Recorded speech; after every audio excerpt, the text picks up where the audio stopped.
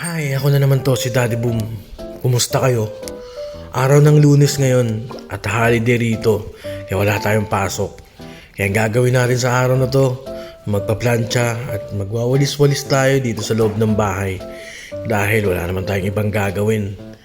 At bukas pa ang pasok natin. At bukas nga pala medical ko. Kaya magkakaroon na tayo ng Emirates ID. Napakahirap ng ganitong mag-isa ka lang. Wala kang kasamang kumain, wala kang kasamang makakausap. Nakakalungkot man pero siguro masasanay lang din tayo. Laban lang talaga.